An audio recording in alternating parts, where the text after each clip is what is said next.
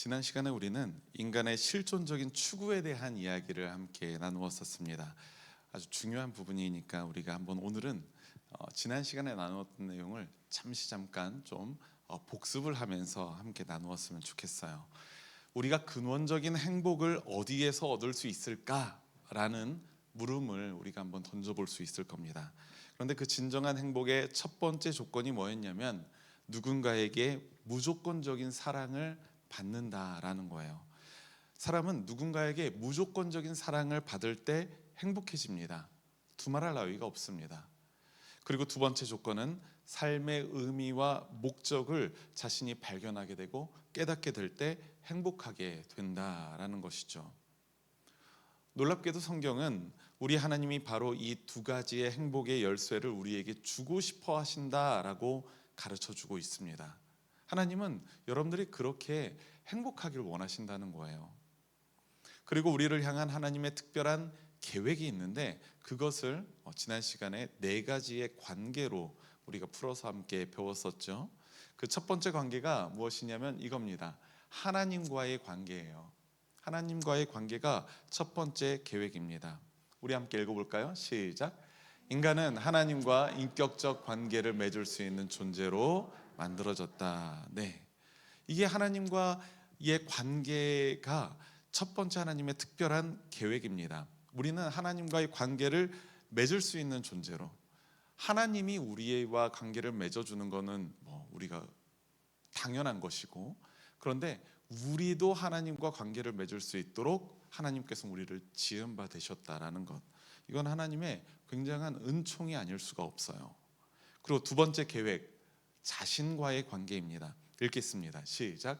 인간은 자기 자신을 사랑할 수 있는 존재로 만들어졌다. 우리가 아주 흔히 아는 예수님의 가르침이었던 내 이웃을 사랑하여라 라는 말씀에 중심축이 하나 있습니다. 내 이웃을 무엇과 같이 사랑하라고요? 내 몸과 같이 사랑하라고요. 하나님의 사랑을 받아들여서 하나님의 관점에서 나 자신을 볼 때, 나의 가치를 바라보기 시작할 때 우리는 나 자신을 사랑하게 되고, 더 나아가서 이제 비로소 나의 존재의 영역을 넓힐 수가 있는 것이죠. 그래서 세 번째 계획으로 이어져 갑니다.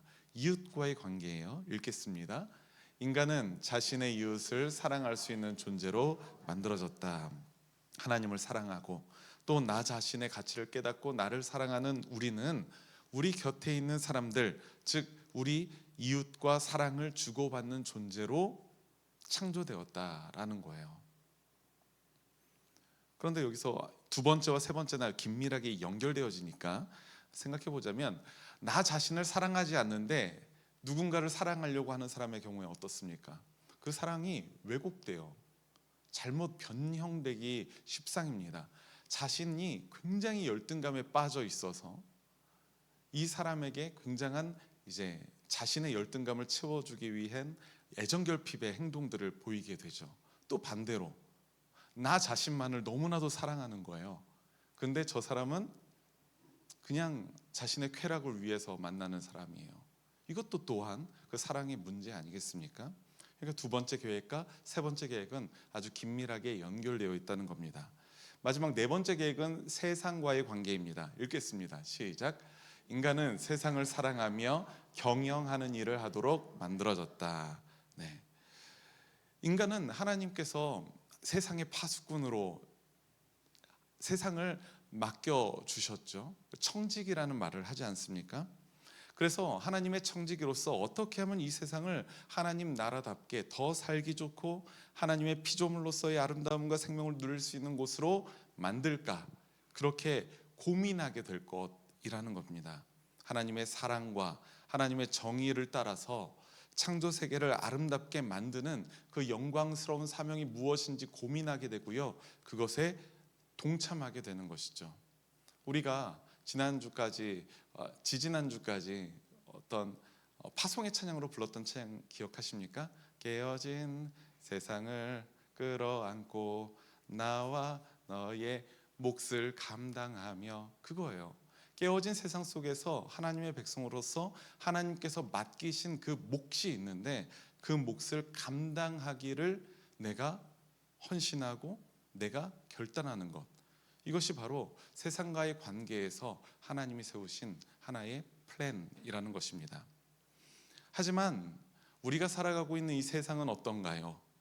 하나님의 계획은 이렇게 보기 좋게 있는데 오늘날 우리의 세상을 볼 때 어떻습니까? 하나님이 우리를 향해서 이미 계획하신 그 모든 관계들이 깨어져 있지 않나요?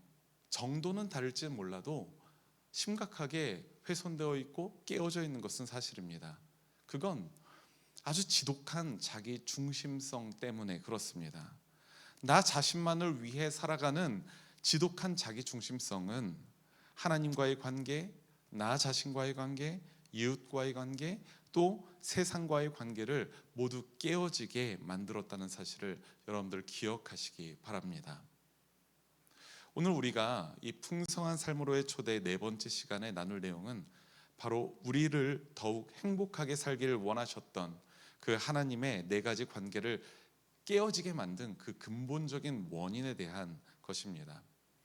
앞서 우리가 보았듯이 인류는 모두 보편적인 행복을 추구하고 있지만 지독한 그 자기 중심성의 폐해로 인해서 여러 가지 문제를 양산해내고 그로 인해서 또 몸살을 앓고 있어요. 조화롭고 친밀하게 소통해야 할 그 관계들, 하나님과의 관계, 자신과의 관계, 이웃과의 관계, 세상과의 관계가 온통 깨어져 있는 것입니다. 도대체 무엇이 문제일까요? 우리 기독교 신앙의 근간을 이루고 있는 이 성경은 이 깨어진 세상의 근본적인 원인을 딱 한 글자로 표현하고 있죠. 뭡니까? 죄죠, 죄. 그런데 여러분, 죄가 무엇을 말하는 겁니까? 오늘의 핵심 단어가 바로 이 죄인데요.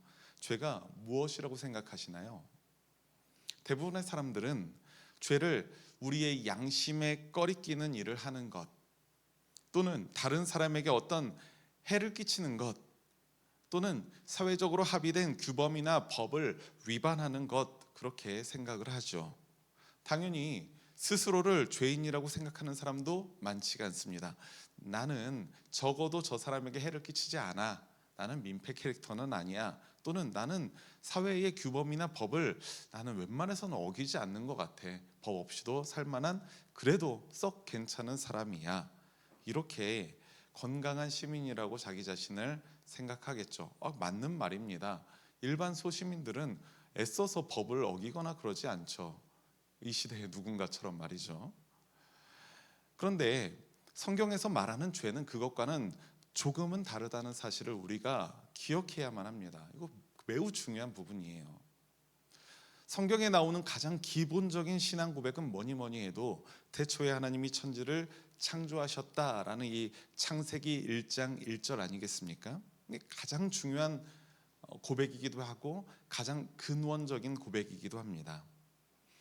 이 고백은 다름 아니라 하나님이 세상의 원칙과 질서를 세우셨고 지금도 세상이 유지될 수 있도록 주관하시는 하나님이 세상의 주인이 되신다라는 고백이에요. 그거를 6일 만에 어떻게 그게 과학이다라고 믿는 게 고백이 아니라 그런 것을 과학적으로 믿는 게 고백이 아니라 하나님이 이 세상의 주인 되신다는 것이 창조신앙이에요. 그런데 사람들은 하나님을 세계와 자신의 인생의 중심에서 몰아내버리고 스스로 자신과 세계의 주인이자 중심이 되어버린 겁니다. 그러니까 하나님을 주인 삼는 것이 아니라 나를 주인 삼는 것. 성경은 바로 이것을 죄라고 고발하고 있는 거예요. 주인이신 하나님을 몰아내버리고 스스로 그 주인의 자리에 올라선 것 말입니다. 여기를 한번 보십시오. 우리의 깨진 관계들, 죄입니다. 그런데 죄를 영단어로 보면 sin이라고 하죠. S-I-N. 그런데 이 단어에 아주 공교로운 장면이 하나 있어요. S-I-N 중에서 그 중심에 있는 단어가 뭡니까? I잖아요. 근데 이 I라는 단어가 너무 커버린 거예요. I는 바로 나를 지칭하는 거죠. 죄라는 것은 내가 큰 겁니다. 내가 중심이고 내가 너무나도 커서 하나님이고 뭐고, 그러니까 내가 주인이 되어 나의 삶을, 내가 주인이 되어 모든 관계를 내가 쥐락펴락 할 수 있지. 이러한 지독한 자기중심성이 바로 이 죄의 본질이라는 사실입니다. 하나님을 하나님으로 여기지 않으니까 인간에게 가장 중요한 관계인 하나님과의 인격적인 관계가 깨어져 버린 것입니다. 하나님과의 인격적인 관계가 가능하기 위해서는 우리는 늘 겸손한 태도가 있어야 돼요. 하나님의 말씀을 통해서 내가 그 하나님의 마음을 깨달아야 된다는 어떠한 겸손함이 있어야 된다는 거죠. 그런데 너무나도 자기중심적인 사람은 그 말씀마저도 어떻게 이해합니까? 내 상황에 또 자기 합리화를 통해서 그 말씀을 이해하려고 하죠. 그리고 그 말씀이 나에게 너무 불편해, 나에게 너무 가감없이 뱉어버립니다. 코에 걸면 코걸이, 귀에 걸면 귀걸이처럼 성경을 받아들이게 되는 것입니다. 이 관계가 깨지면, 하나님과의 관계가 깨지면 사람들은 자신의 삶의 의미와 가치를 찾고 또 사람들과 관계를 제대로 맺을 수 있는 힘과 지혜를 하나님으로부터 공급받을 수가 없어져 버립니다. 왜냐하면 그 모든 관계를 지탱할 능력이 바로 하나님이 우리에게 무조건적으로 주시는 그 사랑에서부터 공급되기 때문에 그래요. 하나님으로부터 공급받는 그 무조건적인 사랑이 없이는 우리는 그 이후의 사랑을 찾아가기가 어려워진다는 것입니다. 그럴 만한 능력이 우리에게는 없다죠.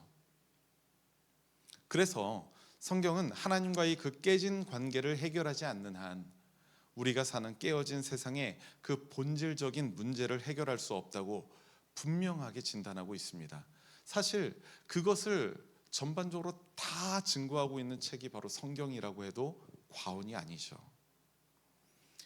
우리가 인간관계에서 가장 힘들고 기분 나쁜 때가 언제입니까? 무시당할 때 아닙니까? 무시당할 때 정말 기분이 나쁘죠. 무시당하면 이 기분 좋은 사람은 아마 없을 겁니다. 자신에게 별로 중요하지 않은 사람에게 내가 무시를 당하더라도 이 기분 나쁜 것은 매 마찬가지예요. 무시라는 것은 그 사람이 아무런 가치도 의미도 없다고 여기는 것이고 그 존재까지도 부정하는 행동이기 때문에 그렇습니다. 이 성경에서 말하는 죄가 본질적으로 나의 인생에서 하나님을 무시해버리는 것과 같은 거예요. 내가 앞서니까 하나님을 뒷전으로 무시해버리는 거죠. 우리를 창조하시고 사랑하시고 우리에게 삶의 의미와 가치와 목적을 주시는 그 하나님의 존재를 없다고 여기는 것, 하나님에게 있어서는 이게 심한 모욕과 모멸감을 주기에 충분하지 않겠습니까? 우리는 흔히 하나님의 창조에 대해서 말할 때에 혼돈에서 질서를 창조하셨다라고 말합니다.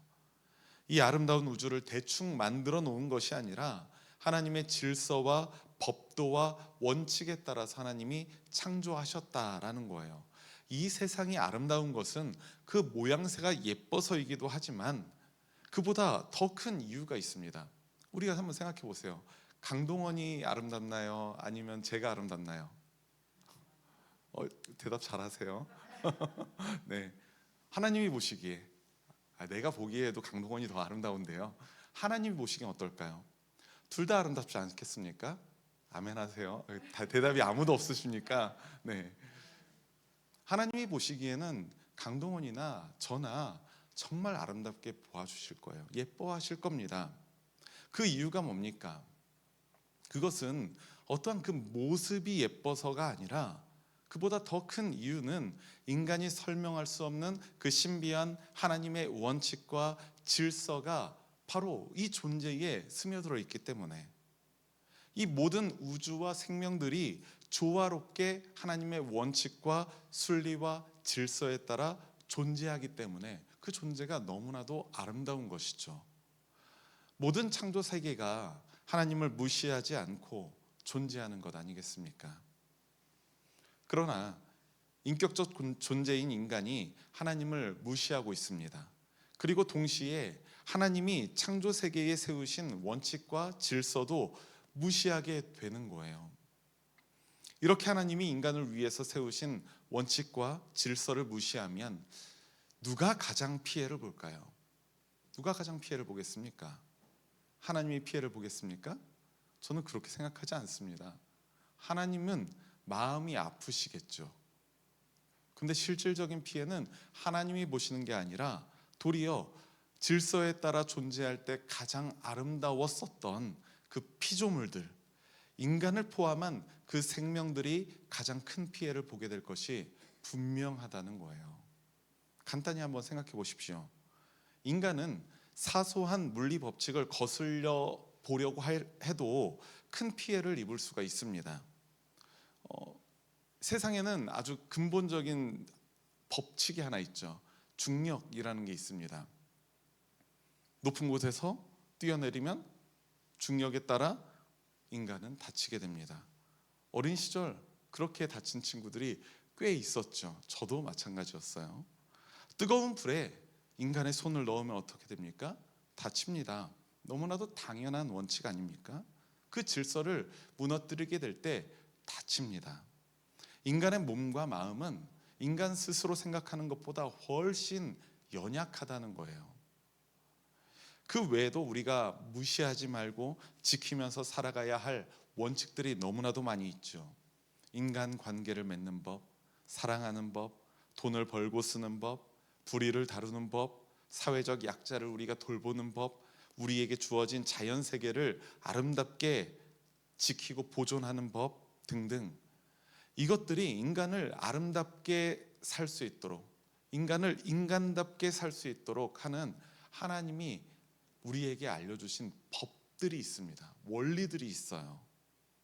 우리 그리스도인들은 이러한 원리들을 바로 성경에서 가르치고 있다는 것을 믿고 있는 사람들 아니겠습니까? 그리고 성경을 통해서 바로 그것을 배우는 사람들 아니겠습니까? 제가 재미있는 그림을 하나 가져왔습니다. 나무 세 그루입니다. 이 세 가지의 나무는 같은 나무라고 한번 생각해 보십시오. 이 나무의 그림이 죄가 무엇인지를 잘 설명해 주고 있어요. 사람들은 일반적으로 꽃과 열매, 잎사귀를 죄라고 생각하죠. 여기에 나와 있는 이 빨간색 열매가 사과라고 한번 해봅시다. 그럼 이 나무는 어떤 나무예요? 사과나무입니다. 이 나무는 어떤 나무일까요? 같은 나무예요. 계절에 따라 이렇게 한 겁니다. 그럼 이 나무는 어떤 나무입니까? 지금 사과 열매가 안 달려 있는데도 이 나무는 사과나무예요. 그리고 이 나무에 이제 이사를 가야 돼요. 그래서 베어버렸어요. 자, 그렇다면 이 밑둥만 남은 나무는 무슨 나무입니까? 갑자기 소나무로 변합니까? 아닙니다. 이것도 또한 사과나무입니다. 눈에 보이는 것만을 죄라고 생각하는 경우가 많이 있습니다. 법이나 도덕, 윤리 등을 어겼을 때 눈에 탁 드러나잖아요. 성경에서는 이것을 죄의 결과 또는 죄의 열매라고 이야기하고 있습니다. 바로 이 그림의 사과, 잎사귀들입니다. 하지만 죄는 이렇게 눈에 보이는 부분만 있는 것이 아니에요. 예를 들어서 마음속에 다른 사람들을 향한 분노가 일어나서 죽이고 싶을 정도의 증오로 발전되기도 하고요. 질투심이 생겨나고 또 탐욕이 생겨나기도 합니다. 이렇게 마음속으로는 온갖 일들이 일어나지만 행동으로 옮기지는 않을 수가 있죠. 그런데 예수님의 말씀을 함께 여러분들 읽어보셨으면 좋겠습니다. 마태복음 15장 19절과 20절 다시 한번 이 말씀 읽겠습니다. 시작. 마음에서 악한 생각들이 나온다.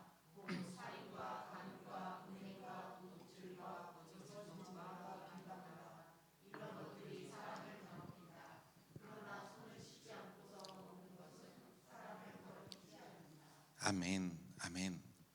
마음에 나타나는 죄가 있다는 겁니다. 오히려 이 마지막 부분에 손을 씻지 않고서 먹는 것은 사람을 더럽히지 않는다라고 말하는 것은 무슨 말이냐면 제자들이 손을 씻지 않고서 먹고 있으니까 사람들이 그것 가지고 이거 불결하고 부정하다라고 이야기하는 거예요. 근데 예수님이 보시기에 그게 더러운 게 아니라 너희 마음속에 있는 그 무언가가 죄스러운 것들이 더러운 것이다라고 이야기하는 것입니다. 때로는 그 마음의 죄가 행실로 나타나기도 하지만 마음에 머물 때도 있는데 그것도 역시 죄인 것은 마찬가지입니다. 그래서 예수님은 마태복음 5장 28절에서 이렇게 말씀을 하세요. 여자를 보고 음욕을 품는 자마다 간음한 것이다. 잎사귀와 열매를 다 없애버린 그 앙상한 나무라 하더라도 사과나무는 사과나무입니다. 죄의 나무는 죄의 나무입니다. 그런데 한 발 더 나아가서 성경에서 말하는 그 본질적인 죄는 더 깊은 뿌리에 있어요. 즉 하나님이 우주와 나의 중심이신데 내가 주인이 된 그 상태가 죄의 본질이라는 것입니다. 정말 중요한 것은 바로 이 뿌리에서부터 자라나게 된다는 거예요. 그렇기 때문에 마음 공부 열심히 하고 착하게 살면서 눈에 띄는 죄를 저지르지 않더라도 인간은 본질적으로 죄인이라는 것이 바로 이 성경의 가르침이라는 사실을 여러분들 기억하시기 바랍니다. 한 화면으로 정리해 보았습니다. 죄의 열매는 바로 이 사회의 규범에 대한 위반들, 우리의 눈에 보이는 것들을 이야기하는 것이고요. 죄의 줄기는 우리의 마음속에서 일어나는 죄들을 말합니다. 그리고 죄의 뿌리도 있습니다. 우리의 지독한 자기중심성. 성경이 다루는 죄의 본질은 바로 이 죄의 뿌리에 해당하는 거예요. 마지막으로 그렇다면 우리가 맞닥뜨린 이 죄의 문제를 어떻게 해결해야 할까요? 어떤 사람은 어쨌건 죄의 문제가 있다고 하더라도 나는 내 힘으로 인생을 살아보겠다. 시행착오도 있겠지만 그래도 내가 힘써서 한번 살아보겠다라고 생각할 수도 있죠. 하지만 우리가 기억해야 할 것이 있습니다. 우리의 인생의 시간은 영원하지 않다는 거예요. 인간의 시간은 영원이 아닙니다. 지극히 짧은 인생을 우리가 살고 있습니다. 아직 하나님 없이 사는 나의 삶이 그럭저럭 괜찮다고 생각하는 사람들, 내 인생에는 하나님이 필요 없다라고 생각하는 사람들은 하나님에 대한 진지한 질문들을 가지고 가기가 너무나도 어려워요. 내 인생에 부족함이 없는데, 내 인생에 하나님이 필요 없는데 내가 왜 하나님에 대한 진실한 문제의식을 가져야 합니까? 자신의 인생과 존재에 대해서 진실한 문제의식이 없다면 하나님을 진솔하게 만나기가 어렵다는 것입니다.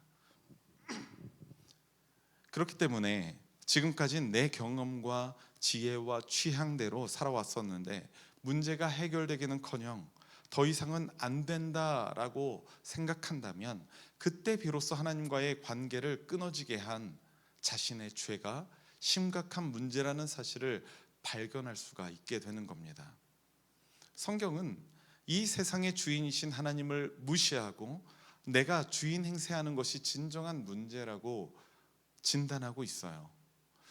우리가 기독교 신앙의 여정을 걸을 때 그러한 문제의식을 가지고 성경에서 진단하는 우리 인간의 문제, 또 내 인생의 문제에 진지하게 귀 기울이는 것이 정말로 필요한 줄 믿습니다.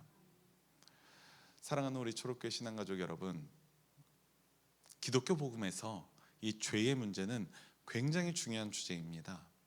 왜냐하면 이 죄의 문제를 어떻게 받아들이느냐, 이것에 따라서 신앙의 여정을 어떻게 마주하느냐의 태도를 보여주기 때문에 그래요.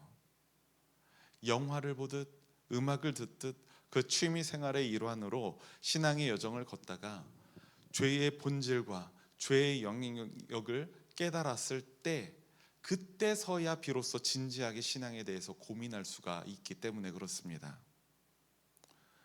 제가 늘 우리 교회에서 제가 하나의 캐치프레이즈처럼 이야기하는 것 중에 하나가, 여러분들의 신앙생활이 초록교회 공동체에서 견디는 신앙생활이 아니라 누리는 신앙생활이 되길 바랍니다 라고 늘 말하죠. 저는 그것이 정말로 그랬으면 좋겠어요. 그렇지만 전제가 있습니다.